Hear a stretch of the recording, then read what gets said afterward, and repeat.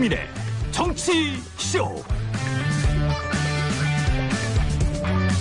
안녕하십니까. 대한민국 시사 토네이도 김용민의 정치쇼 김용민입니다. 자, 지금 이 시각 2018년 3월 14일 수요일 오전 10시 5분 30초. 여러분이 가장 많이 찾아보신 실시간 검색어 누구겠습니까? 바로 이분이지요. 이명박.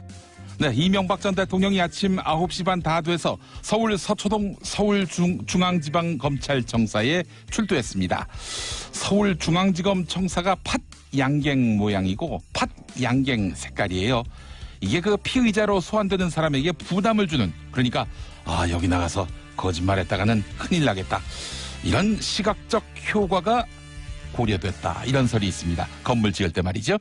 자, 이명박 외에 이명박 소환, 이명박 구속, 이명박 나이, 이명박 개머리판. 이건 왜 있죠? 자, 관련 검색어가 대부분 도덕적으로 완벽한 그분의 것입니다. 그리고 틸러슨 경질도 있군요. 틸러슨 경질. 도널드 트럼프 미국 대통령이 이른바 대화파 틸러슨 국무장관을 경질했습니다. 전격적으로. 그리고 매파를 기용했는데요. 자, 그런데 틸러슨은 트럼프의 트윗을 보고 자신의 해고 사실을 알았다고 합니다. 휴대전화 문자로 해고 통지를 받은 노동자들 이야기가 생각나네요. 자, 뉴스가 거의 드라마 아닙니까? 프라이머리의 드라마 듣고 잠시 후에 다시 올게. 용용용용용용용. 김용민의 정치쇼 일부 함께하고 계십니다. 자, 여러분 많은 의견 부탁드리겠습니다. 샵 1035, 짧은 문자 50원, 긴 문자 100원이고요. 여러분의 문자 의견 저희가 소중히 담아서 소개를 해드리겠습니다. 자, 김윤경님, 아고 정동지 반가. 호빵이랑 찐빵이랑. 제가 호빵하겠습니다. 안녕하십니까. 찐빵 미디어를 상근 기자입니다. 네. 그래요. 이종규님, 김엄마 반가. 정치쇼 보는 라디오로 청취하는 것은 처음입니다라고 하셨습니다. 라디오도 키셔야죠. 네. 라디오도 키시고 고릴라도 키시고. 그래서 청취율 조사 때는 또 네. 당연히 정치쇼 그 조사 요원한테도 해야 돼요. 정치쇼 듣고 있다 이렇게. 네. 청취자분들한테 너무 많은 걸 요구하는 거 아닙니까? 아니, 저희가 하루 2시간 방송하는데 그 정도는 좀 해주셔야지. 네. 그렇지 않습니까? 아니, 뭐 들어주시는 것만으로도 감사한 일이죠. 예, 네. 알겠습니다. 자, 그리고 임수정님, 정분리 너무 좋아요. 전 50을 바라보는 아줌마예요. 그냥 좋아요. 네, 감사합니다. 임수정, 영광이네요. 가수 임수정 씨는 아니겠죠, 설마? 배우 임수정 씨도 계시는데. 그렇죠. 네. 가수도 있고 배우도 있고. 네. 네, 그렇습니다. 우리 청취자 임수정 씨 감사합니다. 자, 아무래도 오늘 첫 뉴스는 MB 소환이겠죠? 네, 목소리가 약간 좀 올라가신 것 같습니다. 아니, 항상 올라갑니다. 네, 이명박 전 대통령이 조금 전 서울중앙지검에 조사를 받으러 들어갔습니다. 네. 이명박 전 대통령은 피의자 신분으로 소환이 됐고요. 이 받고 있는 혐의는 뇌물, 횡령 및 배임, 조세 포탈, 직권남용, 대통령 기록물 관리법 위반 등 16에서 17가지라고 합니다. 오늘 또 보도를 세 개도 보니까 힘들어요. 네. 예, 그렇죠. 오늘 보도를 보니까 이거 다 조사하는 게 아니라고. 네. 그러니까 이제 조사하다가 이분이 뭐 인정할 여지가 없구나. 네. 뭐 우리의 그 혐의 제기에 대해서 계속 부인하면은 뭐 텀으로 봐야 뭐하냐. 그때는 이제 구속영장이 가는 거겠죠. 그래서 사실 이번 조사가 요식행위다. 라는 네. 지적도 있어요. 사실. 그렇군요. 뭐 어쨌건 가장 중대한 혐의가 지금 110억 원이 넘는 뇌물 수수이죠. 네. 삼성으로부터 받은 다스 소송비 대납금, 그리고 친구로 알려진 이팔성 전 우리금융지주 회장의 예. 청탁금, 그리고 그 뉴욕 제거로 유명한 ABC 상사의 청탁금, 뭐 이런 예. 돈들이 있습니다. 예. 이명박 전 대통령 조사는 그 뇌물 관련 조사를 맡은 서울중앙지검 특수 2부, 그리고 다스 수사를 맡은 첨단 범죄 수사 1부가 번갈아서 담당할 예정이고요. 예. 뭐 관례상 올라가서 아마 차 한 잔 마시고 시작을 할 텐데. 윤석열 지검장하고. 네네. 예. 차 마실 시간은 지금 지난 것 같으니까 예. 아마 본격적인 조사에 착수했을 것으로 보이고 있습니다. 예. 그래요. 오늘 아침 보니까 대부분의 지상파 방송이 네. SBS를 포함해서 MB 네. 사저를 나와서 서울중앙지검 청사로 갈 때까지 전 과정을 생중계하더군요. 네, 그렇습니다. 뭐 전직 대통령이 뭐 검찰에 출두를 하는 거니까 예, 예. 뭐 관심사들이 높고 뭐 생중계하는 거는 뭐 있을 수 있는 일이라고 보는데 작년에 박근혜 전 대통령 네. 그 소환 때도 원래는 이제 그 전 과정이 다 중계가 될 것인가 안 될 것인가 네네. 궁금해하는 분들도 있었는데 다 중계가 됐어요. 네, 그때도 다 중계가 됐었죠. 또 이동 거리가 짧아가지고 네, 또, 이게 10분밖에 안 되니까요. 네. 그냥 뭐 출발하자마자 서울중앙지검 앞에 도착을 해서 네. 이 입장을 발표했습니다. 예, 그래요. 그래서 많은 분들이 또 이걸 함께 시청을 했을 텐데 네. 지금 이제 조사를 받기 시작했다. 언제까지 조사가 이어질 것 같습니까? 박근혜 전 대통령 같은 경우에는 21시간 정도 조사를 했거든요. 예. 이게 서울중앙지검 1001호, 1001호에서 조사가 이루어지는데 네. 뭐 1002호가 이제 휴게실이고요. 예. 이 1001호에서 조사받다가 뭐 휴게를 하고 뭐 그렇게 해서 혐의가 뭐 여러 가지가 있으니까 뭐 조사가 21시간이나 이어졌는데 네. 그 이명박 전 대통령도 물론 아까 말씀하신 대로 다 조사를 하진 않겠지만 이 워낙 혐의가 많고 또 대질의 가능성도 있기 때문에 예. 시간이 그에 못지않게 걸릴 것으로 보입니다. 또 게다가 이번에는 나올 수나 있을지. 이번에는 아예 한 번만 부른다. 네. 더 안 부른다. 이걸로 봐서는 물어볼 만큼 물어보지 않겠는가라는 예상도 있지만은 네네. 앞서 말씀드린 대로 이분이 뭐 진실을 얘기할 의지가 없다라고 판명되면은 조기에 돌려보내고 네. 곧장 구속영장을 칠 것이다. 이렇게 이제 관측하는 분들이 있더라고요. 그렇습니다. 지속적으로 혐의를 부인해왔기 때문에 네. 네. 그러면 구속영장의 증거 가능성이 높은 인멸의 거죠. 우려 이런 것도 검토하지 않을 수가 없는 것이고요. 그 증거들이 다 영포 빌딩 지하에서 발견되지 않았습니까? 예. 뭐 어느 정도 그거를 일종의 이제 그 속된 말로 빼돌렸다는 그런 건데 그런 걸 보면은 증거 인멸 가능성도 뭐 충분히 우려가 있는 거죠. 예. 또 그리고 적지 않은 분들이 지금 증언하고 있지 않습니까? 다 MB가 시켜서 한 것이다. 40년 지기, 네. 40년 집사 김백준 전 기획관 역시도 그렇게 이야기하고 있고요. 이게 세계일보 보도 제목이었는데 네. 측근들이 검찰만 가면 돌아오지 않는다. 네, 그런 기사 제목도 있었습니다. 예. 뭐 마의 삼각지대 예. 그리고 네, 서초동에 또 돌아왔다 하더라도 연락이 잘 안 된다. 네. 예, 이런 얘기도 있고요. 그렇습니다. 참 고약한 상황이에요. MB로서는 이제 사실은 그 측근들을 먼저 쫙 불렀는데 측근들이 다 이렇게 네. 인정을 해버렸으니 이거 뭐 어떻게 혼자만 나는 무관하다. 난 모른다. 네. 내게 아니다. 이런 말이 과연 먹힐 수 있겠는가? 이 측근들도 뭐 모른다, 뭐 그럴 리가 없다 이렇게 검찰에 들어가서 예. 그 나온 뒤에는 이제 예. 말이 바뀌고 예. 증언이 바뀌는 일들이 좀 많았었어요. 네, 그렇습니다. 또 그 너무 술술 불어가지고 네. 예, 그래서 지금 이명박 전 대통령 건과 관련해서는 뭐 영장 치는 거에 검찰이 전혀 부담을 느끼지 않고 있다. 네. 이렇게 이야기가 나오고 있습니다. 그러니까 박근혜 전 대통령이 그 소환된 후 6일 만에 영장이 청구가 됐었잖아요. 예, 예. 네. 그만큼 좀 시간이 얼마나 걸릴지는 잘 모르겠지만 아마 예. 이번 주말 안에 구속영장을 청구할지 아니면 불구속 조사할지 뭐 그 부분은 결정이 날 것 같습니다. 저는 판단하기로 박근혜 전 대통령 수사는 전광석화와 같이 이루어졌지만 네. 이제 MB 수사는 거의 6개월 정도 걸렸거든요. 네, 그렇죠. 또 그동안 검찰 캐비닛에 있었던 자료들도 굉장히 많았을 테고요. 네. 이런 거를 종합적으로 검토해 보면은 금명간 영장이 네. 나오지 않겠는가 이런 생각을 해보게 됩니다. 네, 그렇습니다. 그래요. 1620번님 8일째 방송 고고싱 버스 운전하면서 늘 볼륨 업 하고 들어요라고 하셨습니다. 오늘도 파이팅. 어이구 제가 방송 8일째거든요. 네. 내내 들으신 모양입니다. 감사합니다. 양정아님 MB 성대모사 기대한다고 하셨는데 뭐 그 성대모사는 잘 안 된다. 예. 자 그리고 이수정님 상근 기자님 그냥 SBS 상근 근무하시길 바라겠습니다. 예. 이런 네, 말씀 감사합니다. 해주셨습니다. 예. 아주 말씀만으로도 감사하네요. 네, 예. 감사합니다. 자 다음 소식 살펴보겠습니다. 네, 그 이명박 전 대통령의 목소리는 안 듣나요? 아이고. 네. 제가 이렇게 머리가 나쁩니다. 예. 네, 그 예. 이명박 전 대통령이 오늘 대국민 메시지를 전달을 했죠. 그렇죠. 좀 굉장히 짧은 서울 내용이어서. 중앙지검 출두할 때 네. 그 앞에서 이제 밝힌 내용 듣고 가겠습니다. 네, 예. 그러시죠. 저는 오늘 참담한 심정으로 이 자리에 섰습니다.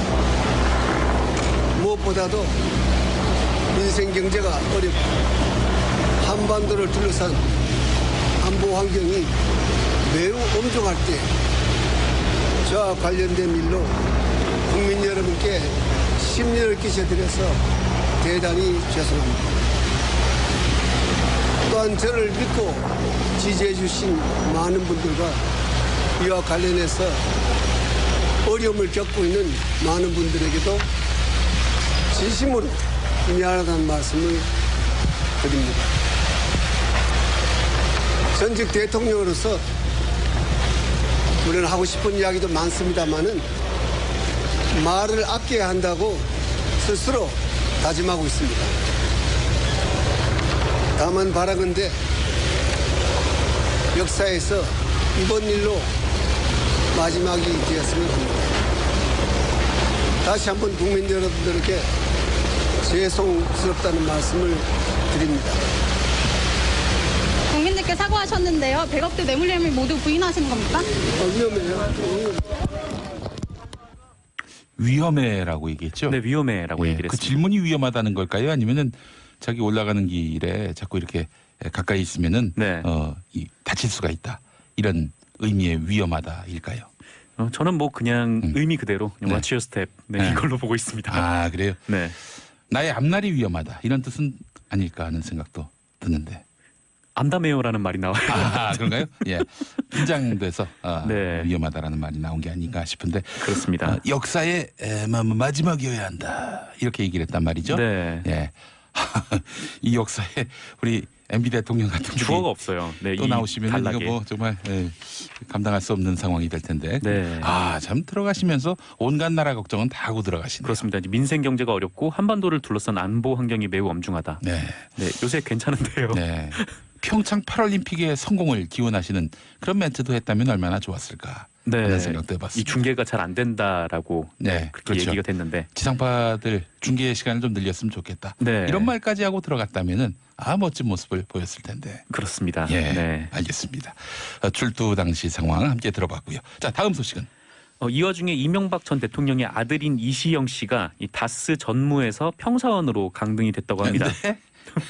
전무에서 평사원으로. 네. 오. 그러니까 좀 그 돈을 이렇게 훔치다가 예, 걸리니까 이제 돈을 숨긴 다음에 예. 난 도둑질한 적 없어라고 하는 그런 모양새인 것 난 같아요. 청빈하다.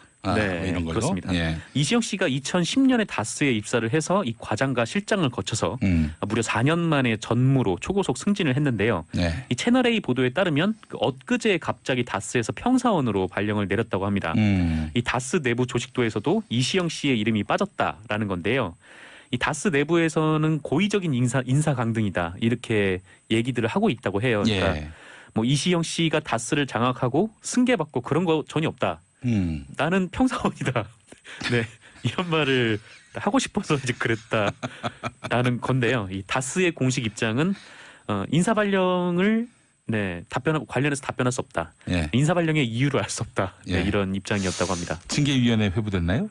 뭐 그런 조짐이나 뭐 그런 얘기도 전혀 없었고. 예. 네. 그래요. 이러면은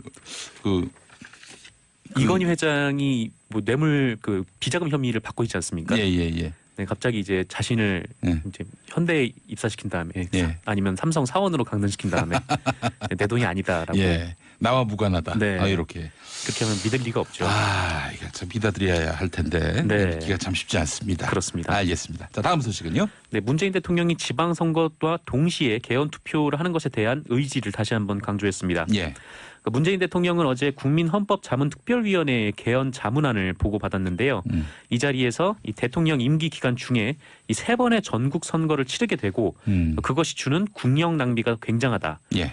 지금 개헌을 하면 이 선거를 2번으로 줄이게 되고 대통령과 지방 정부가 함께 출범을 하고 예. 그다음에 그 총선이 중간 평가를 하는 식의 이런 선거 체제가 마련될 수 있다.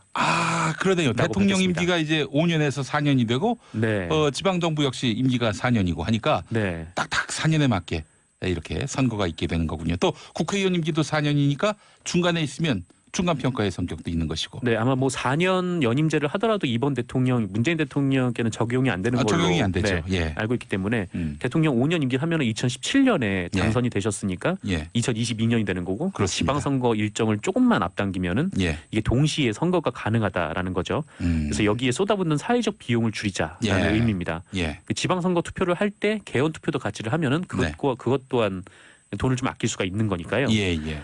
그러면서 이제 국회에는 그 1년이 넘도록 개헌을 논의할 수 있는 시간이 충분히 주어졌는데도 아무런 진척이 없다. 네, 국회가 마지막 기회를 놓친다면 그 대통령의 개헌 발의권을 행사할 수밖에 없다. 좀 이렇게 국회에 강하게 예. 말씀하시기도 하셨습니다. 국회에 대해서 압박을 가했군요. 지금 네. 개헌에 대해서 1년 시간 줬는데 뭐 아무것도 안 해놓고 이제 와서 또 대통령이 개헌권을 이제 행사하려고 하니까 네. 여기에 대해서 이제 시비를 걸고 이 말이 그렇습니다. 되는가? 이 돌이켜 보면은 지난 대선 기간 당시에 그 문재인 대통령 당시 후보는 개헌에 대해서 아직 입장 정리를 명확히 하지 못했었는데 그때 홍준표 자유한국당 대표나 뭐 유승민 뭐 당시 바른정당 뭐 후보 같은 경우에는 이 지방선거와 동시에 개헌을 해야 된다라고 얘기를 하면서 문재인 후보를 압박했던 기억이 있어요. 예, 예. 뭐 그런 점에서 봐도 조금 뭐 지금 너무 입장이 바뀐 거 아니냐 좀 이런 얘기가 가능할 법도 하고요. 그래서 예. 그 이후에 문재인 후보도 이 지방선거와 개헌의 동시투표를 얘기를 했던 거고요. 예, 예. 근데 국회에서는 네, 좀 상황이 좀 녹록지 않아 보입니다. 예. 이 자유한국당은 10월에 개헌할 것을 주장하고 있다고 하고요. 예. 이 자유한국당만 해도 116석을 가지고 있는 만큼 이 자력으로 개헌을 저지를 할 수가 있죠. 예. 다른 야당들도 좀 국회 주도의 개헌이 이루어져야 한다 이렇게 강조를 하고 있습니다. 예, 근데 예. 뭐 국회에서 뭐 합의가 이루어지면 문재인 대통령은 그거대로 존중을 한다라는 의미여서 예. 국회가 빠르게 네, 개헌안을 마련하면 네, 동시투표가 가능할 것 예. 같습니다. 국회가 미적되면은 청와대는 진도 나간다 네, 이런 입장이니까 그런 그래도 의미로 보시면 될 것 같아요. 국회에도 압박이 되겠네요. 네. 예, 알겠습니다. 자, 돈돈 브리핑 정상근 기자 수고하셨습니다. 네, 감사합니다. 자, 저는 2부 3변 시대에서 다시 만나 뵙겠습니다. 용용용용용용용. 김용민의 정치쇼 수요일 2부 3변 시대 함께하겠습니다. 법조인의 눈으로 본 대한민국 정치 사회 법조. 아무래도 오늘 이야기는 딱 하나일 것 같습니다. 예, 자 MB의 소환, 이 조사 내용 또 전망. 구속 전망까지 한번 상세히 짚어보는 시간 갖도록 하겠습니다. 대한민국 최고의 법조인 세 분 모셨습니다. 먼저 김태현 변호사님 어서 오십시오. 안녕하세요. 김태현입니다. 통상 5분 전쯤에는 오셔야 하는데 항상 정시에 오셔가지고 저희가 다음 주부터 10시 25분에 2부를 시작하기로 했습니다. 정말요? 예, 예. 그럼 출연료 더 주세요? 아니죠. 부가 3개를 하는 거잖아요. 우리가. 11시 25분에 끝납니다. 그런가요? 예. 똑같습니다. 예. 자, 농담이었고. 예. 그리고 우리 이 피플 게이트님 오셨습니다. 안녕하세요. 백성문 변호사님. 네, 너무 백성문입니다. 어색하네요. 안녕하세요. 예, 그렇습니다. 근데 김태현 변호사는 이제 광고 시간까지 계산하는 것 같아요. 그러니까 원래는 한 29분쯤 항상 왔는데 예. 이제 광고를 하고 한 3, 4분에 시작하는구나. 그걸 계산해서 온 것 같아요. 원래 이제. 방송 슛더라 온에어 켜지기 전에 들어오면 다 온 거예요. 무슨 뭐 온에어 저기 한땀만 앉아있으면 되지. 근데 월초에는 좀 일찍 와주십시오. 월초에는 광고가 좀 적어요. 그래요? 점점 월말까지 광고량이 늘어나기 때문에. 알겠습니다. 예, 월초에는 좀 일찍 와주셔야 됩니다. 예. 자, 그리고 이정열 전 판사님 어서 오십시오. 네, 안녕하십니까. 아이고, 반갑습니다. 자, 패션리. 네? 정열리. 예. 그 패션이 아니고 패션인 줄 알았어요. 줄잘 쓰는 그건데. 그런가요?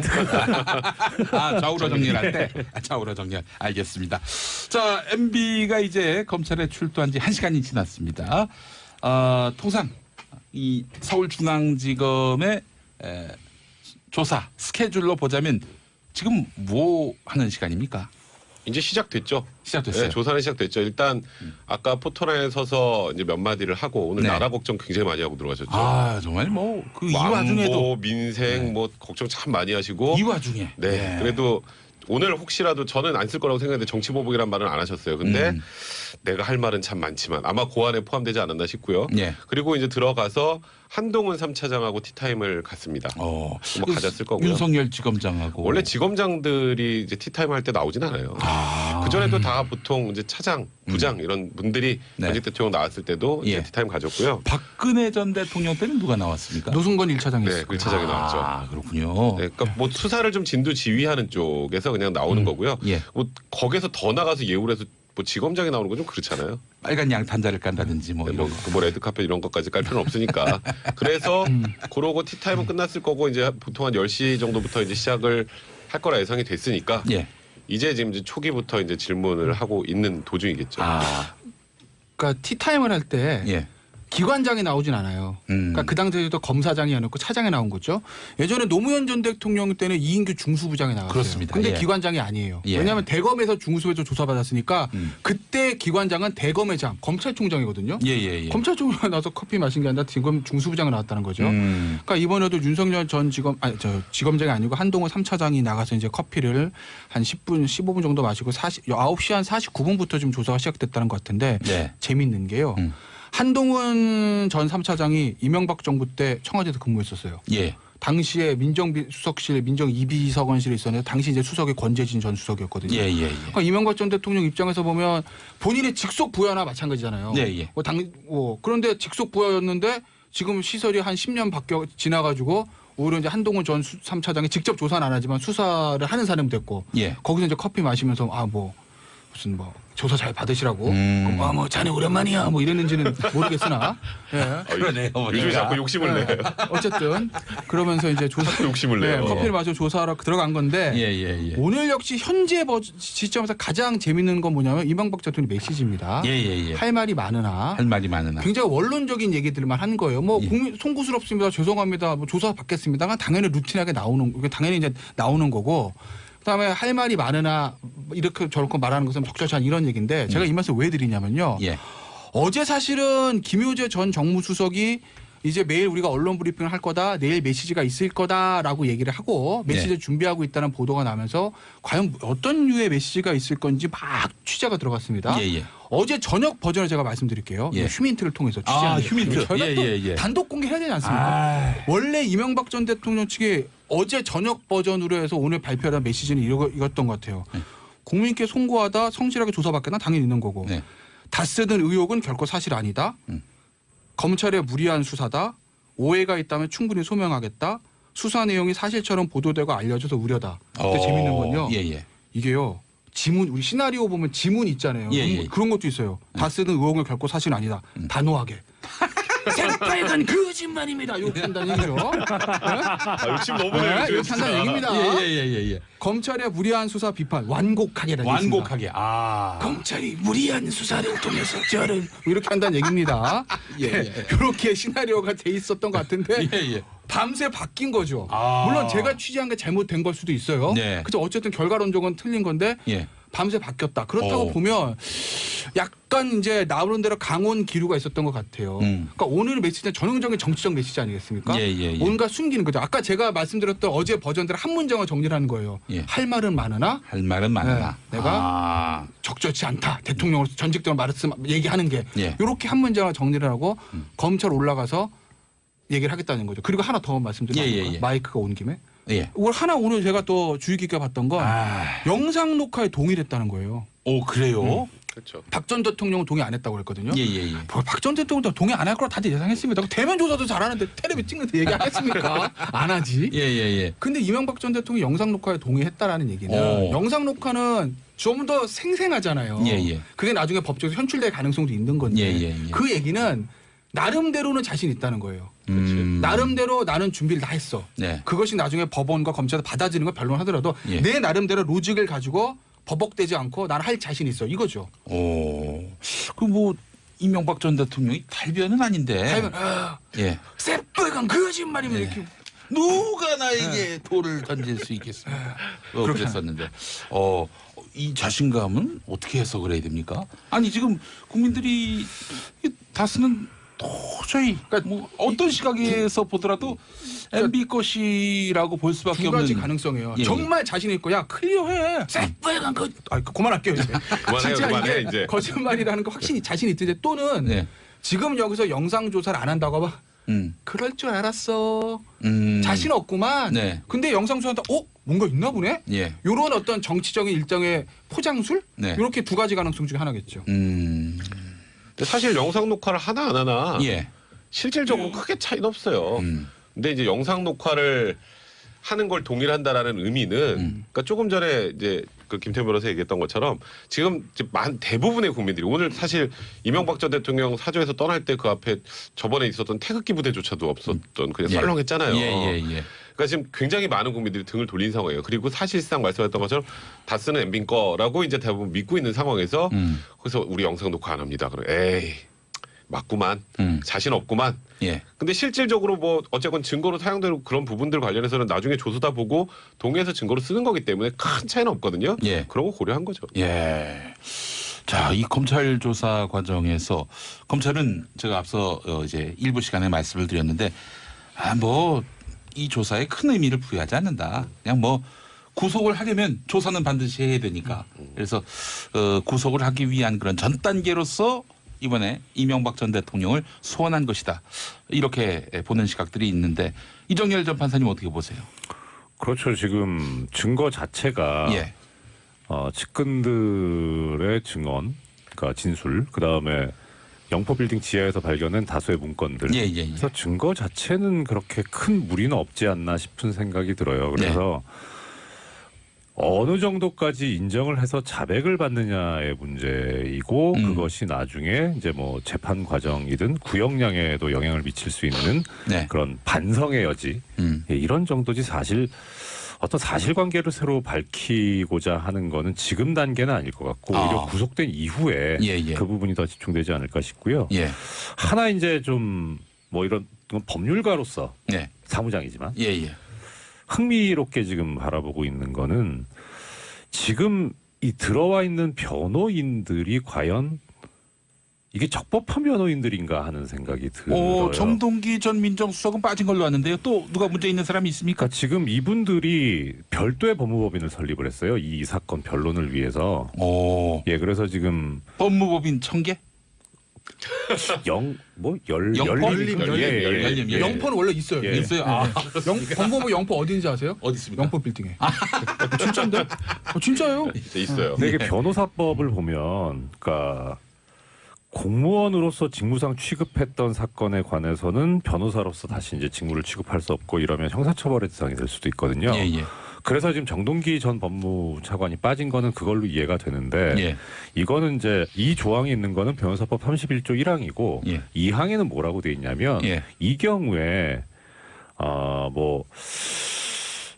그 사망하고 그러니까 그 이 공무원하고는 큰 관계는 없지만 이런 경우에 이 법무법인 자체가 이제 하나의 변호사로 봐가지고 들어가 있으면 그런 거를 지금 법률상으로는 약간 큰 무리는 없어 보이기는 하는데 대한변협의 유권 해석에서 여기에 들어가는 거는 문제가 있다라고 하는 선례가 있어요.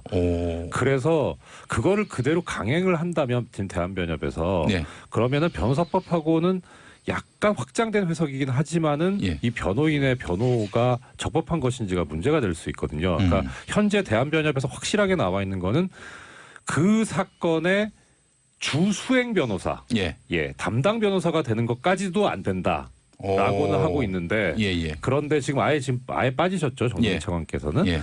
그러니까 근데 지금 이 법무법인 자체가 아예 이 사건 변호만을 위해서 설립된 법인이라 이거는 너무 목적이 명백하기 때문에 이것도 지금 변호사법 위반의 소지가 있지 않느냐라고 하는 걸 변협에서 검토하고 있기 때문에 이렇게 되면 나중에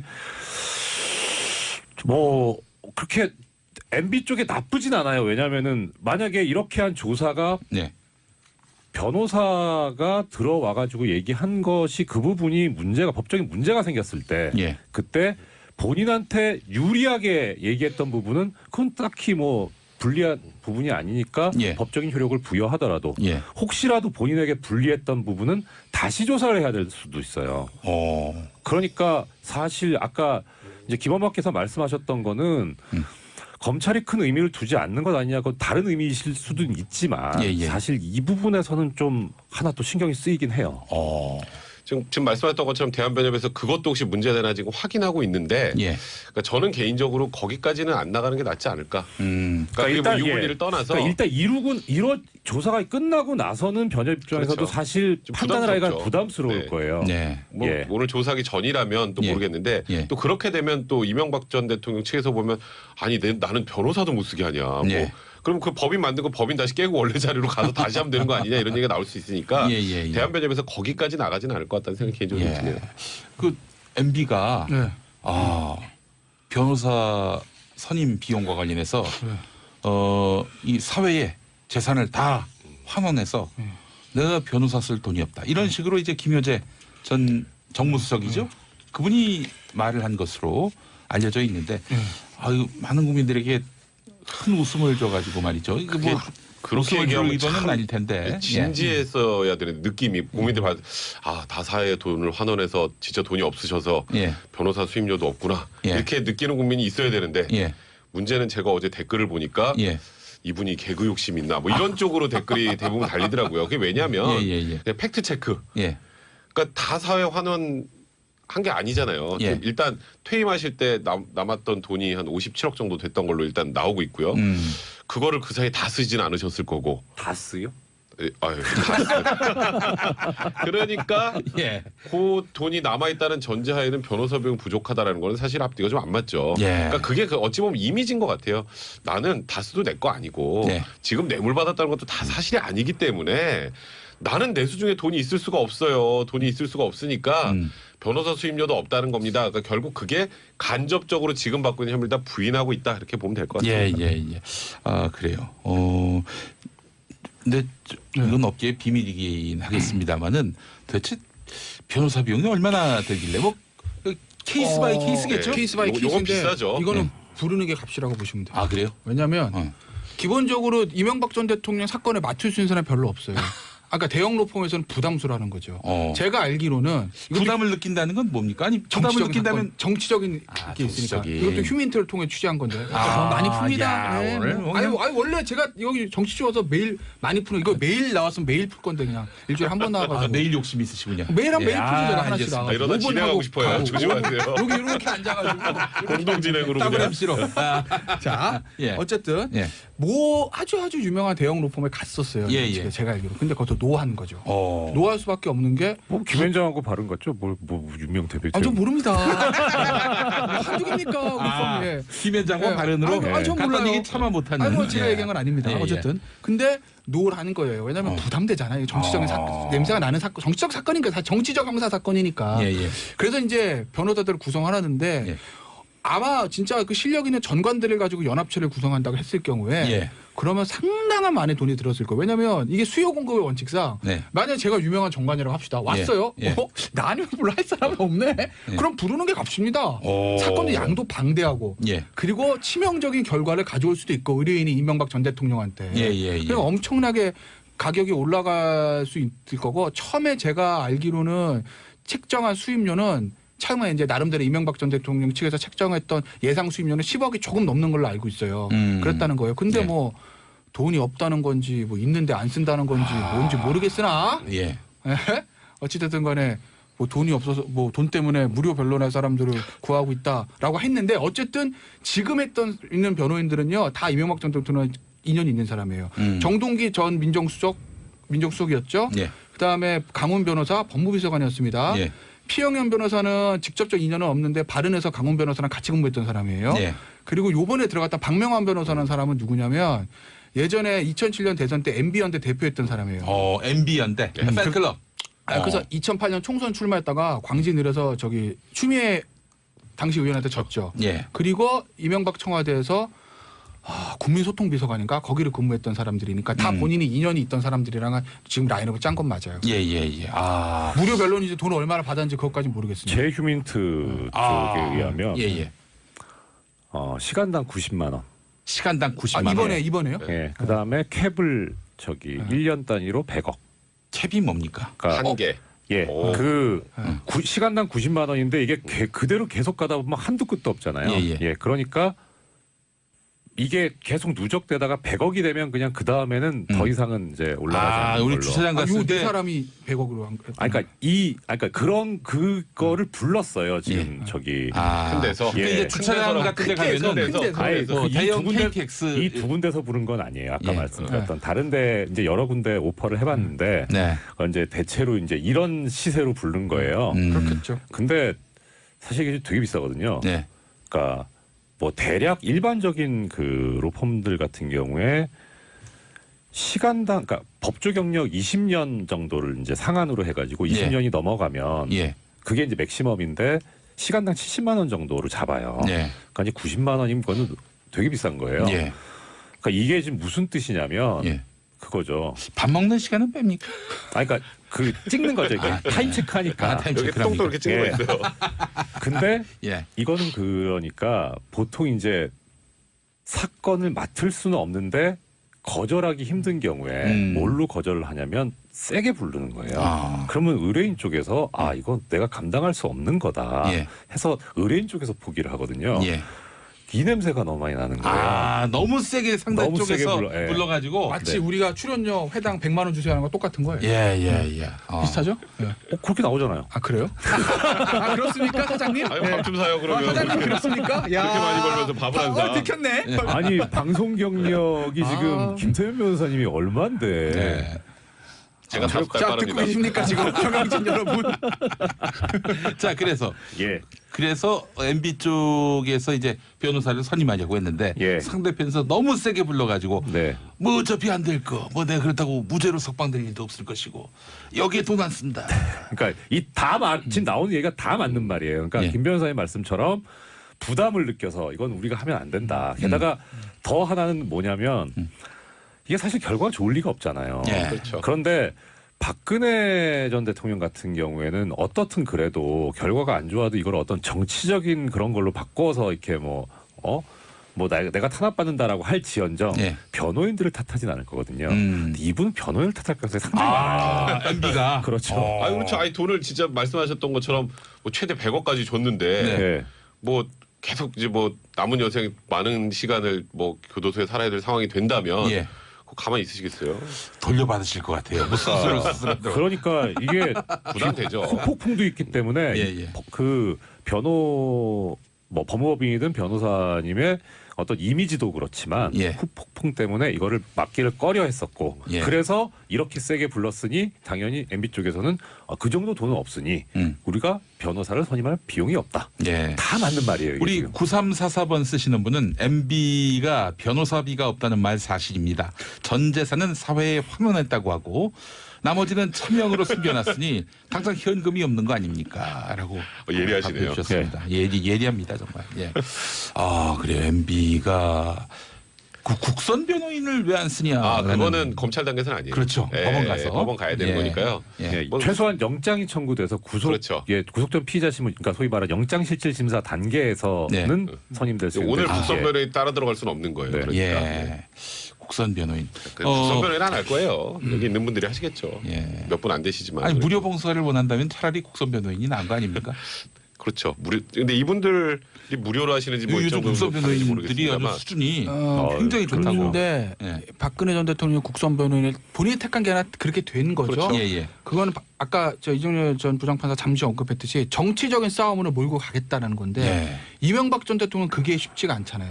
이유는 두 가지입니다. 하나는 개인 비리의 성격이 많고 두 번째는 박근혜 전 대통령과 같은 강력한 팬덤이 이명박 전 대통령이 없습니다. 그러니까 정치적 투쟁으로 몰고 갈 수가 없죠. 그러면 나 재판 거부해, 수사 거부해. 그러니까 변호인 몰라. 그럼 국선 붙여줘. 이게 안 된다는 거예요. 그 폴로 못 간다는 거예요. 정치적 팬덤이 없으니까. 그런 차이가 있죠. 자, 삼변시대. 아니 이제 막 인사를 나눈 이게 아직 혐의 얘기도 안 했는데 30분이 간대요. 벌써 1부가 마무리됐습니다. 사부 오신 분 오늘 오지 말라고 그러면 우리가 할게요. 누가 오시요? 100만 원 받으시는 분의 여유. 이렇게 나오나 이게. 송은이 김숙 씨도 오지 말라고요. 촬영 중요하죠. 자, 저는 11시 넘어서 오겠습니다. 그때도 계속 들어주실 거죠? 네, 110억대 뇌물, 300억대 다스 비자금 횡령 등 20개 안팎의 혐의로 뇌물수수 피의자 이명박 전 대통령 조사에 돌입했다는 속보가 들어왔습니다. 검찰과 마라톤 공방이 이제 시작이 됐는데 우리 세 분의 정말 저명한 또 능력 있는 우리 이 법조인 분들께 오늘 테스트 한번 해보겠습니다. 오늘 조사 얼마 만에 끝난다? 저는 내일 해 뜨고 나서 나올 것 같은데요. 밤샘? 네, 저는 박근혜 전 대통령보다 좀 더 길 것 같아요. 알겠습니다. 김태현 변호사님. 길 거예요. 박 전 대통령보다 훨씬 길 거예요. 그건 왜 그러냐면 시간을 특정하시죠. 시간이요? 네. 박 전 대통령 몇 시에 나왔죠? 새벽 4, 5시쯤 나왔을 거예요. 그렇죠. 이거 해 뜨기 전에. 해 뜨기 전에. 저는 해 뜨고. 저는 한 8, 9시 돼. 거의 24시간 돌파할 거라고 보는데 그걸 왜 그러냐면 혐의도 많지만 박 전 대통령 때는 검찰이 지금보다는 수월했어요. 그건 왜 그러냐면 그때는 검찰 조사하기 전에 일단 현재 판결이 있었죠. 예. 한 번 다 정리된 거예요. 모든 예. 혐의가 예, 예. 삼성 뇌물만 빼고. 그러니까 삼성 뇌물에 대해서도 이주용 부회장 조사하면서 어느 정도 정리가 돼 있었다고요. 근데 지금은 국정원 특활비 김백준 기획관이랑 김유중 실장 거 말고는 생으로 해야 되는 것이거든요. 그러니까 공방이 그때보다 좀 더 격화될 수밖에 없죠. 그래도 몇 개월에 걸쳐서 조사를 했는데. 그러니까 조사는 했는데 이게 조사란 게 일방 너 이거지. 네네네네네. 아니요 이거 아니라는 거 아니에요. 예. 참가 방법 부딪혀야 되잖아요. 예. 그러니까 그때가 혐의가 중하고 나중에 유죄나고 무죄나고 이런 걸 떠나서 네. 이 변호사도 마찬가지고 검찰도 마찬가지고 법원이나 헌재에서 한 번 정리된 내용들은 나름의 신빙성이 있다고 보는 수밖에 없기 때문에 예.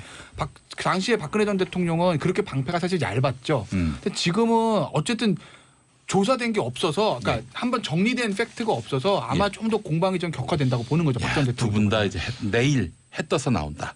이정열 전 판사님. 이 예지력이 워낙 출중하셔서 김태현 변호사님께서 예. 묻어가야 되는데. 예. 이거 함정 있는 것 같은데. 그러니까 방송이 네? 재미가 없어지니까. 방송을 하죠. 뭐 내일 해지도 나온다 뭐 이런 거예요 혹시? 못 나온다? 못 나온다? 못 나오는 그냥- 수도 있습니까? 그건 아닐 거예요. 예. 그건 아니고. 그러니까 뭐 못 나오는 방법은 긴급 체포하는 수가 그렇죠. 있는데 네. 지금 이런 경우에 긴급 체포하는 게 위법이라는 그 요새 결정들이 계속 나오고 있어서 긴급 체포를 하진 않을 겁니다. 뭐 그건 그렇고 예. 제 생각에는 어느 순간 피곤하다고 진술을 거부하면서 예. 집에 가겠다고 한다. 예. 또 와야 되잖아요 그러면. 예? 또 와야 되잖아요. 그 다음에 안 나온다. 어차피 한번 나왔기 때문에 네. 정당한 사유 없이 출석하지 아니할 우려가 있지는 않잖아요. 예. 근데 그러면 체포영장 청구해서 발 받을 것 그러니까 같은데요. 체포영장 검찰 발부되려면 좀 있어야죠. 네. 예, 일단 한 번은 나왔으니까 안 나올 사람은 아니다라는 거잖아요. 장시간 내가 오랫동안 조사를 받았더니 너무 힘이 든다. 예. 그래서 저는 막 자정 약간 넘어서. 알겠습니다. 예. 하루를 넘기긴 하되 우리 이정열 전 판사님 새벽 오기 전에. 근데 제가 말을 해놓고도 저도 별 신빙성은 없을 것 같아요. 이쪽으로 오시려다가 좀 이렇게 어떻게든 좀 다르게 자, 해보려고. 변별력을 한번 가리기 위해서 시점을 특정해 주시죠. 전 내일 아침 9시. 9시. 김태현 판사님. 김태현 변호사님. 판사? 희망사항 판사. 저는 좀 9시 했으니까 10시까지는 안 갈 거고 그럼 8시 할게요. 8시 알겠습니다.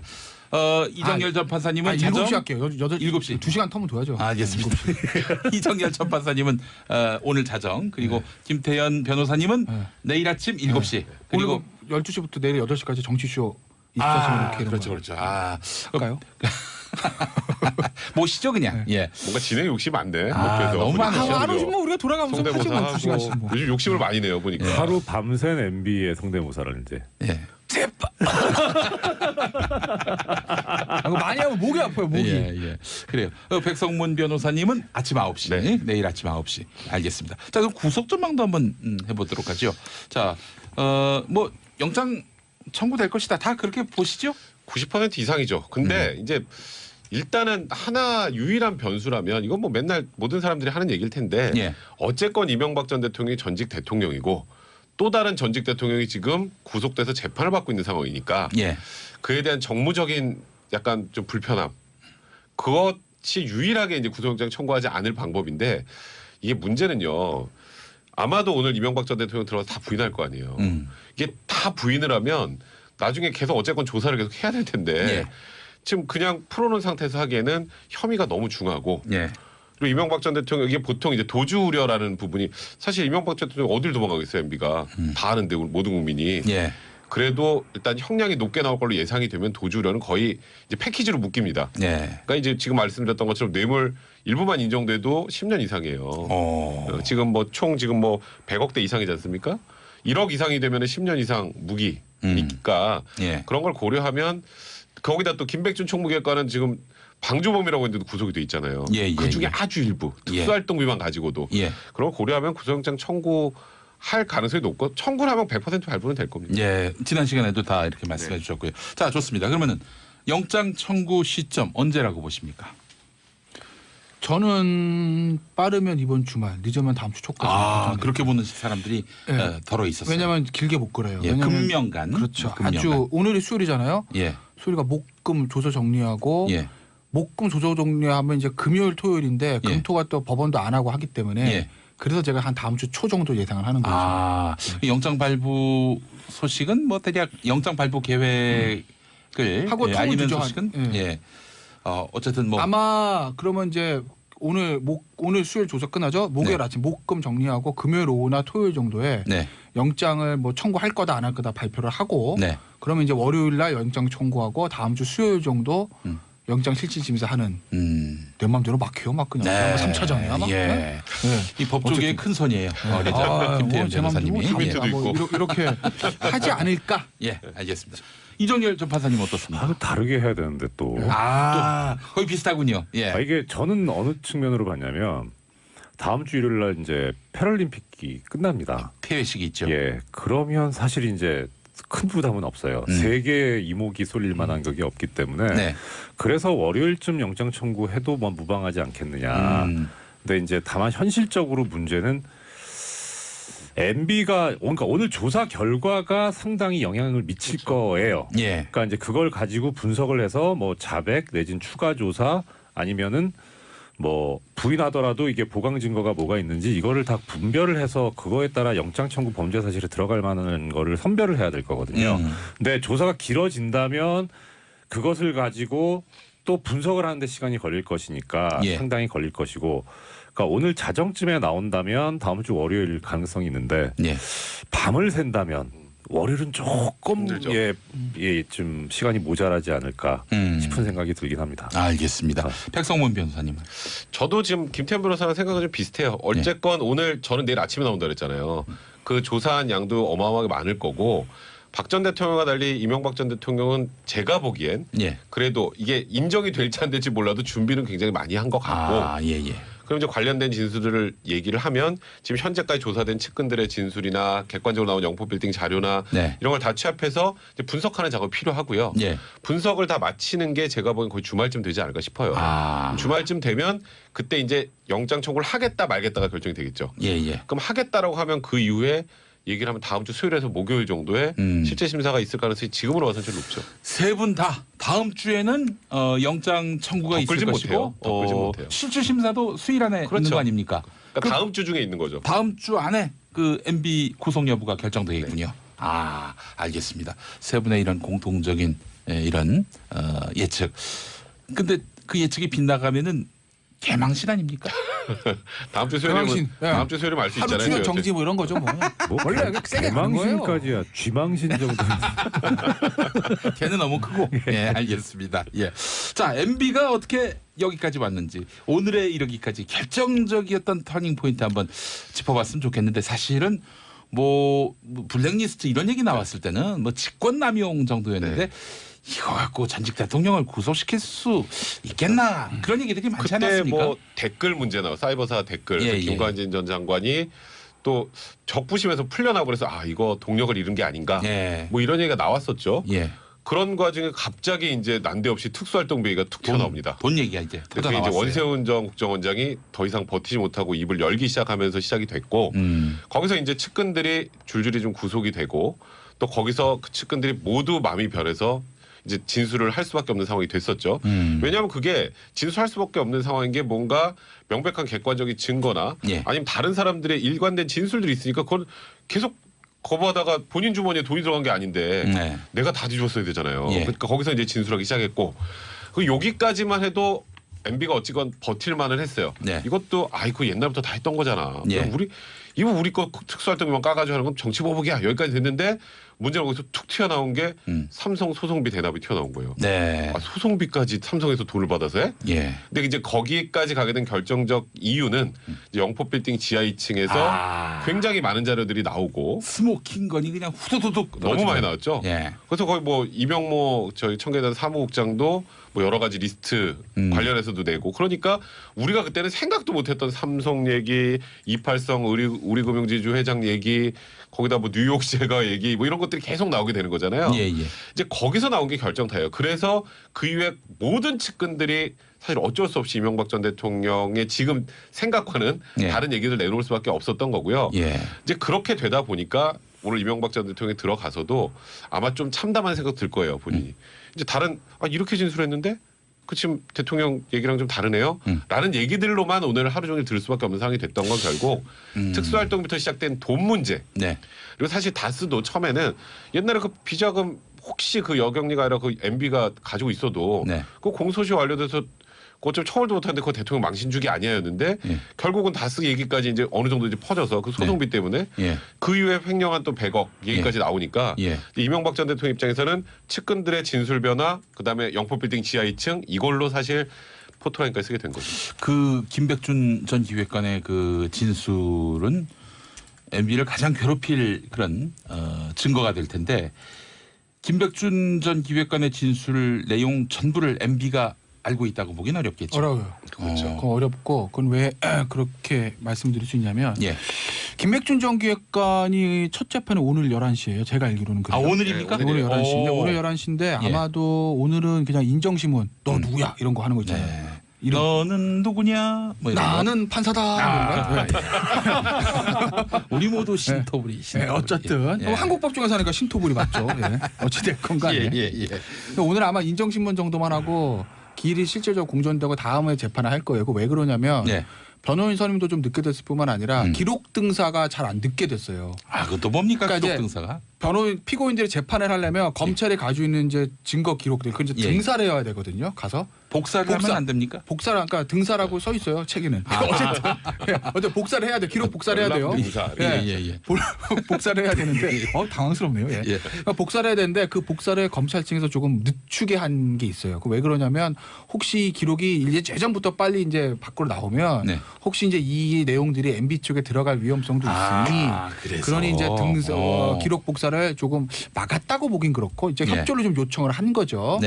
그렇기 때문에 김백준 전 기획관 입장에서 김백준 전 기획관 본인이 진술한 얘기 다 알겠지만 그 재판을 담당한 변호사 입장에서는 아니 나 기록 뭐 며칠 전에 봤는데 이걸 언제 다 봐요? 그러니까 오늘은 그냥 인정신문만 하고 다음에 합시다라고 할 가능성이 높은 거죠. 아마 그렇게 따지면 지금 11시 15분이니까 뭐 거의 끝날 수도 있는 거죠. 아마 그래서 검찰 쪽에서도 굉장히 지금 보안에 신경을 쓰고 있기 때문에 이 조사 내용들이 MB 쪽에 흘러갈 가능성은 제가 봤을 때 0%다. 그리고 아시겠지만 빨대가 있을 수도 있는 거 아닙니까? 그렇게 만약에 김백준 지은 기획관 측이 가서 뭐 이거 했습니다라고 이제 MB 측에 알려주면 모를까. 근데 두 사람 지금 사이가 좋지 않아요. 저희가 좋지 않고 뭐 제가 알기로는 김백관 기획관 측에서 MB 쪽에 사람을 보내서 꽤 오래전에 나 버틸 만큼 버텼다. 난 버틸 만큼 버텼어라고 얘기를 한 거로 알고 있고 김백관 기획관 측의 입이 확 열리기 시작한 게 한 김백준 기획관 측에서 한 2, 3주 정도 한 3주 정도 됐거든요. 3주 정도 됐을 거예요. 그 메시지는 왜 얘기했을까요? 좀 도와달라 이런 의미인가요? 아니 도와달라는 의미는 아니고 나 할 만큼 했다. 그러니까 한국 사회에서 그런 게 있잖아요. 그러니까 누구나 마찬가지인데 배신자가 되고 싶진 않아요. 누구나 마찬가지입니다. 그런데 막 가서 뭐 왜냐하면 MB 쪽에 나오는 얘기들이 김백준 기획관이 다 얘기를 한다 뭐 이런 얘기가 나오고 있는데 사실 영법빌딩도 뭐 언론 몇 군데에서는 김백준 기획관이 영법빌딩 찍어줬다고 보도가 나온 데도 있는데 제가 알기로는 그건 아니거든요. 제가 알기로는 아니 왜냐하면 영법빌딩 찍어줄 이유가 없죠. 거기 보면 본인한테도 불리한 게 있는데 왜 찍어줘요 그거를. 근데 누군가가 얘기를 해서 영법빌딩을 가봤더니 거기서 삼성 그 소송비 대납에 대한 총무기획까지 작성 문건이 나온 거고 그 문건을 처음에 김백준 기획관한테 물어봤을 때는 나 기억 안 나는데 이렇게 진술했습니다. 근데 문건을 딱 들이대면서 이거 뭐야? 그러니까 그럼 맞네요. 이렇게 된 거라고요. 그러면서 문건이 계속 나오니까 김백준 기획관 확인을 해준 거죠. 그 문건이 맞다 하고 이제 진술을 하는 거고. 그런데 이제 이명박 전 대통령 측에서 그 부분에 대해서 개인적으로는 굉장히 좀 안 좋게 생각할 수도 있지 않겠습니까? 사람이기 때문에. 아니 근데 거기서 어떻게 그러니까 내가 안 했다라고 얘기할 수도 없고. 나는 버틸 만큼 버텼다라고 이제. 이명박 전 대통령 측에 메신저를 보낸 거고 그런 거예요, 좀. 알겠습니다. 이정렬 전 판사님, 그 이번 MB 수사 과정에서 뷰포인트 뭐가 있었습니까? 뭐 두 가지 저도 생각했는데 아까 백 변호사님께서 말씀하셨었는데요. 하나는 사실 이분이 돈 관련해서는 상당히 물샐 틈 없이 방어를 하셨을 텐데 이게 준비도 하셨고 그러니까 뭐 예컨대 뭐 다스라든가 BBK라든가 뭐 4대강 쪽도 그렇고 아마 대비가 돼 있을 건데요. 정두원 전 의원이 이제 매주 화요일마다 나오시는데 아주 주도 면밀한 분이기 때문에 뭐 약점 빈틈 잘 보이지 않았을 것이다.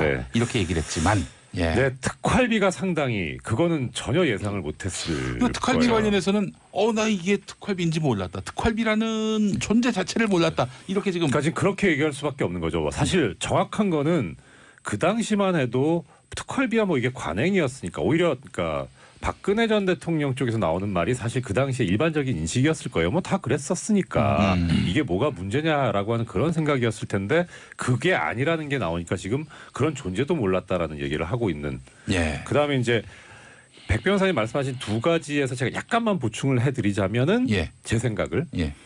원세훈 전 국정원장한테 너무 재량권을 준 거 아닌가 싶은 생각이 들어요. 그러니까 다 단도리를 했어야 되는데. 네. 다 단속을 했어야 했는데.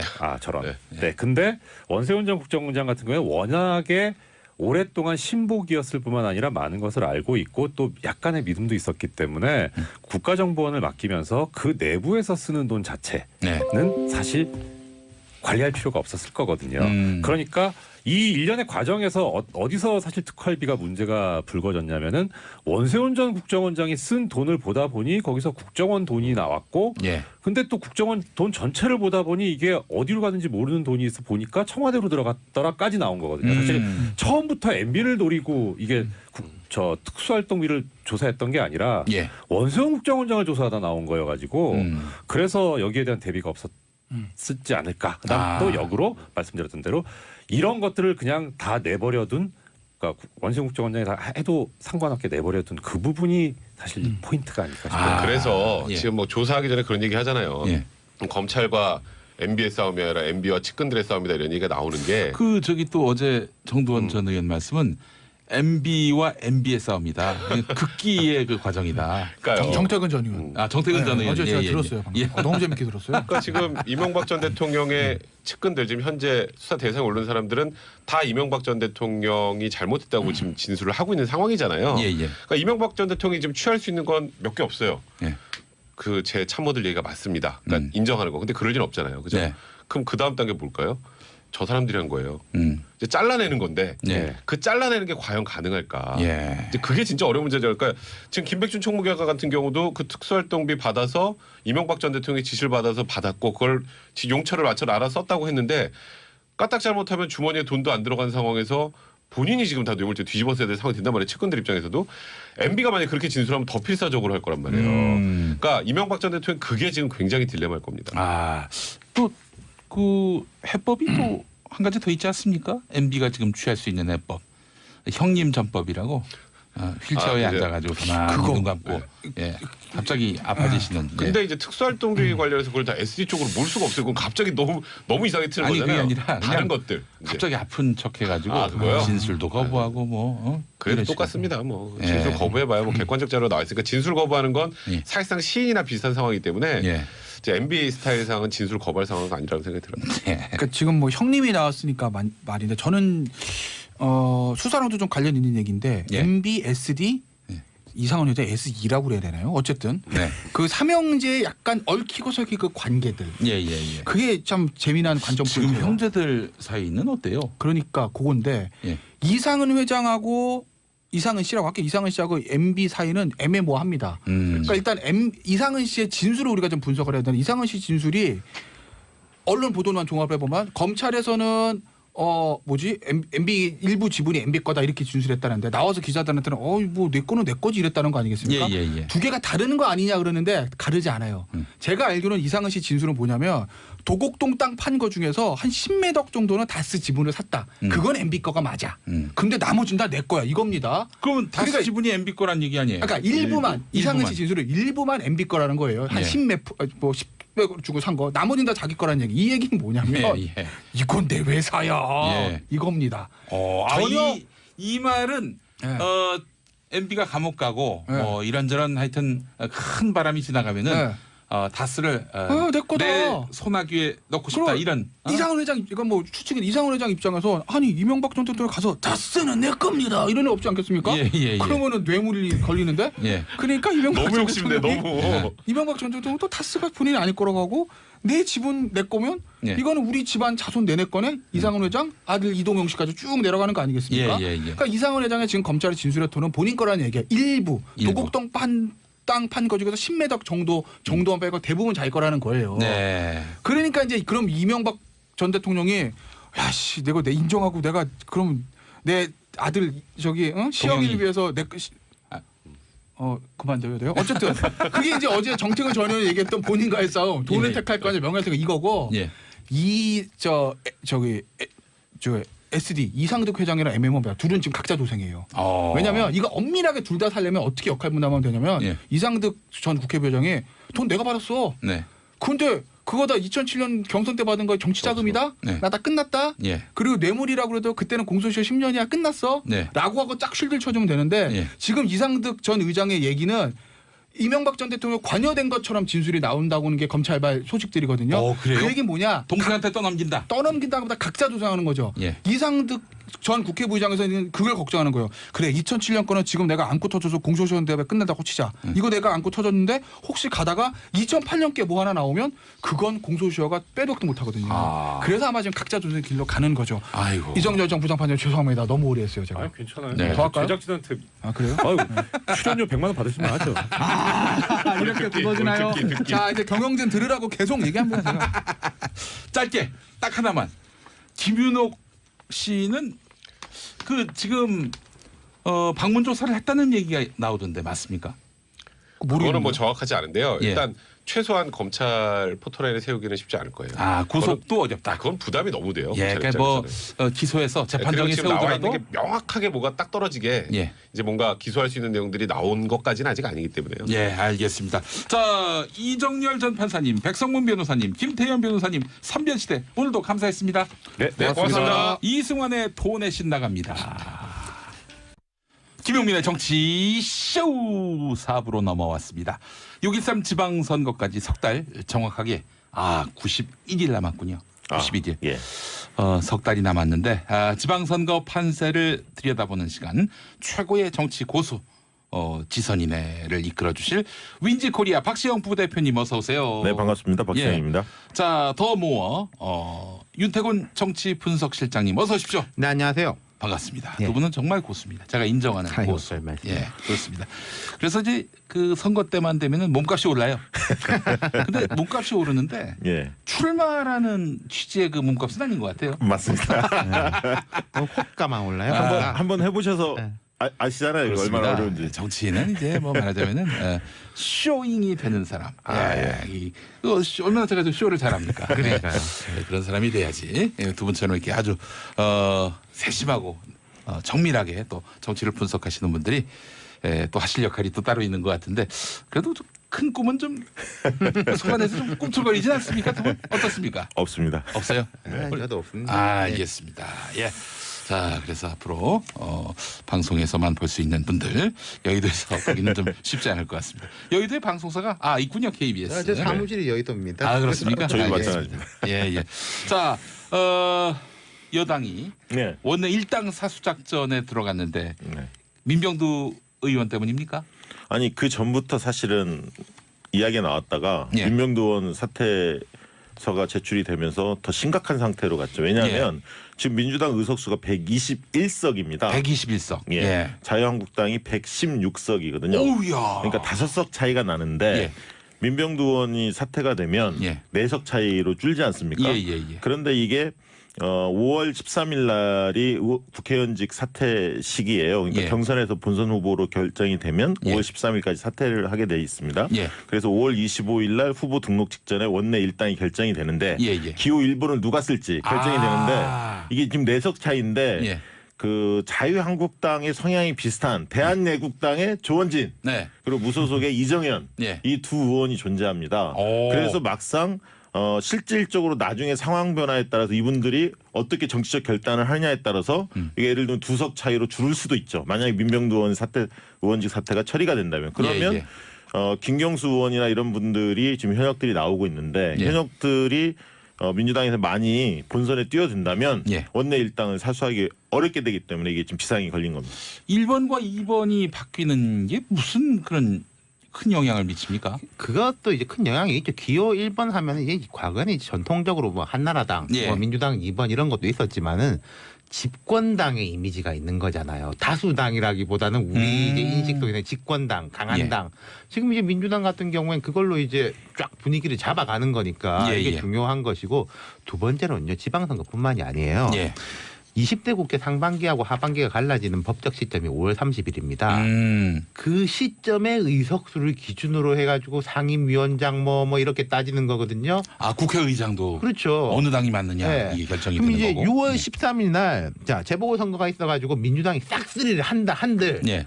기준 시점은 5월 30일일 거예요. 예. 그럼 물론 민주당은 이 6월 13일 이후에 결정하자라고 하겠지만은 이건 예. 법적으로 2년 이렇게 돼 있는 거거든요. 예. 거기에서도 이제 크게 1당 2당 사이에 이제 엇갈리는 게 많아지기 때문에 여러 가지가 얹혀 있는 거예요. 그렇죠. 지금 지적을 잘 하셨고요. 예. 또 한 가지 측면은 이 지방선거는 수천 명이 도전합니다. 지방 의원들, 기초의원들, 광역의원들, 네, 지난 시간에 기초단체장, 우리가 이야기했죠. 예, 수천 명이 도전하는데 민주당 후보들은 지금 다 기호 1번을 기준으로 현수막이나 모든 홍보물들을 만들어 사용하고 있거든요. 그러네요. 이걸 다 바꿔야 합니다. 만약 이 당이 되면 어마어마한 손해죠. 현실적인 문제도 예. 있고요. 그래요. 지금 민주당에서 지방선거 후보로 나가려고 하는 분들 또 자천 타천으로 거론되고 있는 분들 몇 분 정도 될까요? 이건요. 한국당 먼저 짚어보는 게 빨라요. 아 한국당 예. 한국당은 경북지사가 이제 현역 의원 중에 이철우 의원, 김강림 의원 정도 현역 예. 의원 중에요. 이 중에 경합이고 예. 경남지사가 이제 뭐 윤한홍 의원 비롯해가지고 현역 의원들이 경합이고 네. 나머지는 현역 의원들이 나가라고 할까봐 지금 이렇게 숨어 있는 상황이에요. 나가봐야 그 지금 현재 그렇죠. 상황이 자기들한테 그러니까 절대 유리하지 한국당은 않으니까. 맥시멈 두 석입니다. 아마 예. 여기는 제가 생각할 때 현역 의원이 될 가능성이 높아요. 예. 마이너스이지 않습니까? 예. 근데 민주당 같은 경우에는 지금 뛰고 있는 분들이 되게 많아요. 서울, 경기, 인천에 각각 있죠. 예. 충남에 있죠. 충북에 있죠. 뭐 따져보죠. 경남에 서울은 있죠. 박영선 의원, 우상호 성호. 의원, 예, 또 경기의 전해철, 인천의 박남춘, 네. 충남의 양승조, 예. 대전의 이상민, 네. 충북의 충북의 오재세, 오재세. 경남의 김경수, 뭐 이렇게 부산의 박재호 예. 총 9명 정도가 지금 거론이 되고 있습니다. 물론 그 중에서 후보는 각각 한 명이 되는 건데 네. 이것도 맥시멈 따지면 한 5명이 될 수 있다는 거예요. 나 우리가 민주당 같은 그런 거 경우는. 말고 현실적으로 이분이 아무래도 지방선거 나갈 수밖에 없을 것 같다라고 지금 판단되는 수는 얼마입니까? 민주당의 입장에서는 예. 현역 의원 그 사람이 안 나가면 이길 수 없는 지역 그렇죠. 이런 지역은 우선적으로 배치하려고 하죠. 네. 예를 들면 경남의 김경수 의원의 전략공천 이야기가 나오고 있습니다. 물론 경선을 할지 전략공천할지는 모르겠습니다만. 네, 근데 홍준표 대표가 얼마 전에 김경수 의원 만나서 네. 출마하지 마라 이렇게 얘기했다는. 예. 예. 그러면 그 출마 가능성이 그렇게 높다고 느껴지기 때문에 그렇게 그렇죠. 또 말씀하신 버거운 거 아니에요? 상대라고 네. 판단해서 그런 네, 얘기했겠죠. 그런 부분 김경수 의원이 얘기가 나오고요. 예. 그다음에 이제 충남의 변수가 있습니다. 이제 그렇죠. 박수현 전 비서관이 네. 상당히 지지율이 높았는데 최근에 예. 여러 의혹들이 제기되면서 그 자격 심의를 할 것 같습니다. 당내에서 예. 만약에 박수현 전 비서관이 낙마하게 될 경우에는 예.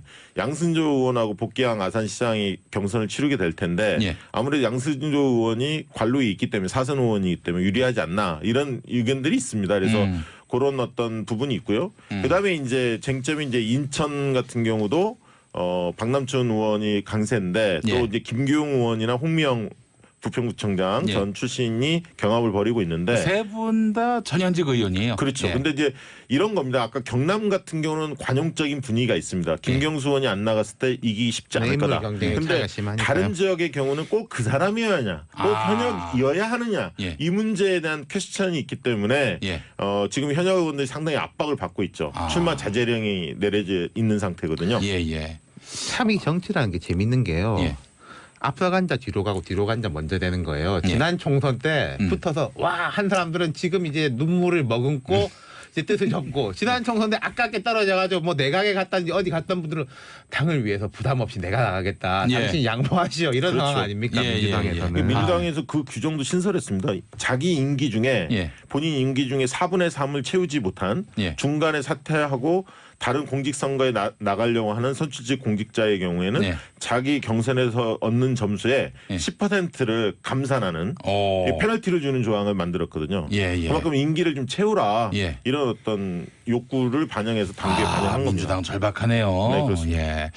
그러면 이제 김경수 의원 정도만 내보낼 마음이 있는 것 같네요. 그러니까 지금 원래 당에서 발표한 거는 2명 내지 3명 정도는 허용하겠다 네. 입장이지만 예. 민병두 의원의 이 사태가 터지면서 예. 더 오히려 그러니까 아까 줄어드는 한국당을 양상. 살펴봤을 때 거기는 거의 마이너스 2가 확실해요. 예. 민주당 입장에서는 같이 한 마이너스 2까지 정도는 뭐 우리가 되겠다. 근데 마이너스 3만 돼도 이거 안 좋다. 마이너스 4는 절대 안 된다. 뭐 이렇게 되는 거죠. 왜냐하면 의석수가 동률이지 않습니까? 만약에 동률이 되면 빠져나가서 민주당하고 자유한국당 의석수가 동률이면 일당이 자유한국당이 됩니다. 왜냐하면 규정에 어떻게 돼 있냐면 직전 선거에서 총선에서 정당명부 비례대표 정당 득표율이 자유한국당이 높거든요. 그럼 일당을 가져가게 돼 있어요. 아이고 그렇군요. 혹시 이거 어떨까요? 민주당이 민평당과 정의당 이 3당이 원내교섭단체를 구성해서 그러면 그거는 현실적으로 그것은 원내교섭단체하고 1, 2당 가르는 건 별개입니다. 지금 이제 그 민평당하고 정의당이 원내교섭단체를 꾸리지만은 뭐 국고조정 같은 건 상관이 없잖아요. 원내 운영만 그러한 거기 때문에 상관이 없죠. 별 도움이 안 되는군요. 통합이 돼야죠. 합당이 돼야 합당이 하는데. 되면 몰라요. 알겠습니다. 합당될 가능성은 뭐 제로에 가깝고. 자, 민병두 의원은 어떻게 되는 겁니까? 진짜 사퇴서를 냈어요. 네, 냈습니다. 본인 원래 스타일이 좀 강직한 스타일인데 충격이 좀 있었던 것 같고요. 도의적 책임을 지겠다 사퇴서를 냈는데 당에서는 좀 아까 그런 상황 때문에 적극적으로 좀 만류하는 상황이고 제가 볼 때 조금 시간이 걸리겠지만 결국은 당의 한 사람 아닙니까? 당인 중에 한 국회의원도 국회의원이지만 당 소속이거든요. 그래서 아마 당에서 권유를 재차하면 이 의원직 사퇴서를 철회하지 않을까. 근데 좀 시간이 좀 필요하지 않나 그렇게 싶습니다. 아 그래요. 국회의장이 거부하고 뭐 그래 반려를 하면은 그러면 뭐 의원직 유지하는 겁니까? 근데 이걸 국회의장이 뭐 무작정 반려할 수는 없고요. 이게 물리적으로 3월은 넘길 수가 있어요. 3월이 회기 중이긴 한데 소집이 안 돼 있는 상태예요.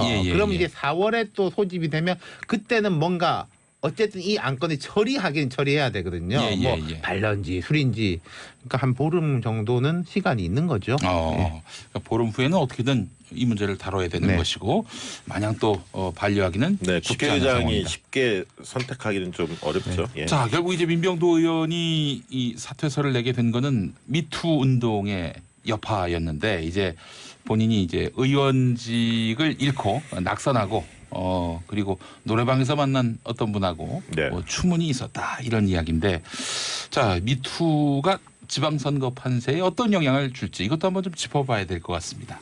저희가 지난 시간에 본선에 대해서는 좀 봐야 될 것 같다. 시간이 너무 많이 남았으니까. 이게 또 뭐 한국당이 별로 뭐 그다지 좋을 것도 없을 것이다. 민주당이 안 좋은 건 있지만 그렇게 말씀드렸잖아요. 지난 한 주 동안의 흐름을 보면은 이 민주당 경선 내는 분명히 영향을 미치는 거예요. 지금 뭐 제일 먼저가 충남이지 않습니까? 그렇습니다. 그리고 기초 단위로 가면은 이 미투하고 사생활에 추문하고 좀 혼재된 투서라든지 이런 게 횡행하고 있어요. 벌써. 평소에도 아주 횡행하는데 지금도 횡행하고 있고 이게 대표적인 게 지금 이제 충남 같은 경우 아니겠습니까? 제가 뭐 구체적으로 누구 말이 옳다 그러다라고 말씀 못 드리겠지만은 의혹 제기한 쪽이 맞다고 하더라도 이건 뭐 권력형 성폭행 이런 건 상관이 없는 뭐 개인의 사생활의 도덕성의 문제인 거거든요. 이걸 이제 섞어가지고 던져버리면은 경선 과정에서 이 당이 이제 되게 어려움이 있다는 거죠. 거꾸로 야당이 하면은 아니 이건 정치적 공격이다라고 맞받아칠 수가 있는데 당내에서 그리고 막 혼재돼 있습니다. 뭐 누가 봐도 이거는 뭐라고 할 말이 없는 안희정 지사 건. 그다음에 아까 제가 이제 사적인 영역에 있는 거라고 했던 뭐 박수현 전 대변인 건. 그리고 이건 좀 볼 때 이 억울하지 않냐라고들 많이들 생각을 하는 민병두 의원 건 같이 이건 정말 케이스 바이 케이스이기 때문에 당에서 단일하게 어떤 룰을 딱 적용하기도 어려운 상황이거든요. 자, 그래요. 민주당 경선 과정에서는 영향을 미칠 수 있다. 특히 뭐 아까 충남 경선도 그렇지만 서울 경선도 마찬가지죠. 원래 이제 후보군이 서울 경선의 경우 6명이 있다가 일단 전현 의원이 출마를 이거와 무관하게 지지율이 높지 않았기 때문에 불출마를 선언했고요. 그다음에 이제 민병두 의원이 이런 추문에 연루돼서 불출마를 한 서울시장 불출마 입장도 밝혔습니까? 불출마를 아직 명확하게 표명하지는 않지만 쉽지 않을 것 같습니다. 어쨌든 의원직을 내놓는 판에 그럴 것 같고요. 그러면 이제 박원순 시장, 우상호 의원, 박영선 의원 3명이 남았고 정봉주 의원 같은 경우는 이제 복당의 절차를 밟아라. 이제 이것도 추문에 휩싸였기 때문에요. 그런데 이제 정봉주 의원 입장에서는 원래는 이게 복당을 자연스럽게 사면이 되면 되는 것으로 알고 있었는데 이게 이제 논란이 그러니까 탈당한 사람들이 복당할 때는 이게 심사가 있어야 되는 건데 정봉주 전 의원은 탈당한 적이 없거든요. 탈당한 적은 없고 도리어 이제 피선거권이 박탈되면서 그렇죠. 당원 자격도 그 당시에 자동적으로 자격이 금지가 된 건데 사면이 됐기 때문에 사실은 풀리는 거거든요. 근데 어쨌든 이제 당에서는 여러 가지 이제 그런 악재를 막아내려고 사실은 복당 얘기를 하신 것 같아요. 근데 어쨌든 15일 날 결론을 내리겠다. 이러니까 내일이니까요. 좀 지켜봐야 할 것 같고요. 어쨌든 이게 이제 법적으로 넘어갔기 때문에 진위 공방이. 근데 본인은 출마 의지가 상당히 강해 보이는데 이제 시민들의 여론이 어떠냐에 따라서 좀 달려 있겠죠. 다만 이제 이런 경우가 발생해서 사실은 방원수 시장이 굉장히 유리한 측면이 있습니다. 왜냐하면 대형 이슈들이 너무 많이 터졌어요.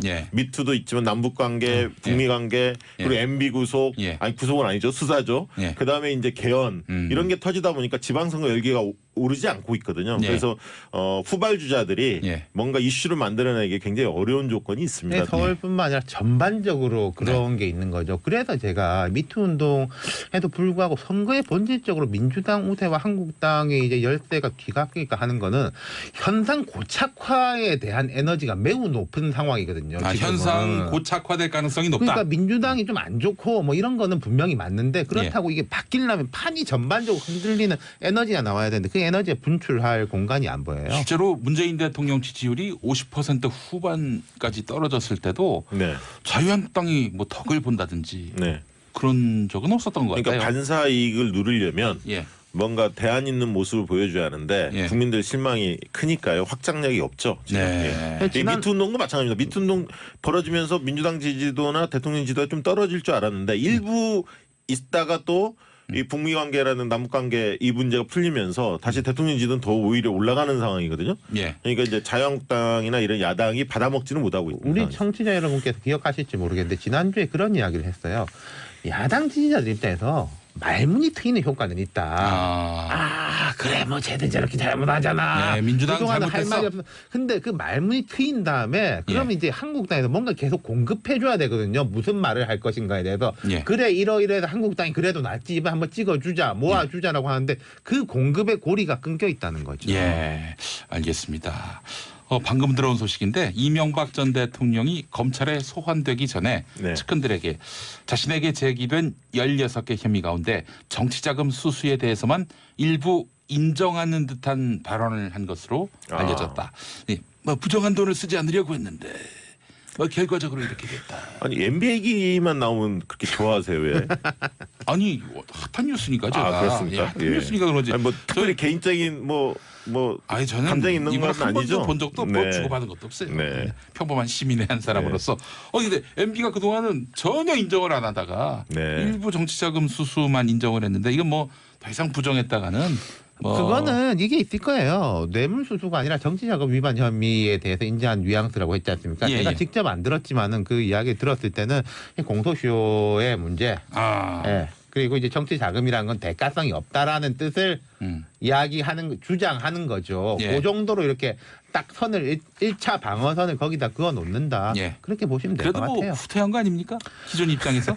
근데 뭐 전혀 계속 그러지 않겠습니까? 자, 그래서 사실은 이제 MB 재판으로 넘어갈 가능성이 대단히 높습니다. 그래서 뭐 무죄로 풀려날 가능성은 거의 없어 보이기 때문에 자, 이 MB 재판이 이제 수사가 또 재판이 이어지게 될 텐데 아무래도 지방선거에 영향을 안 미칠 수가 없을 것 같아요.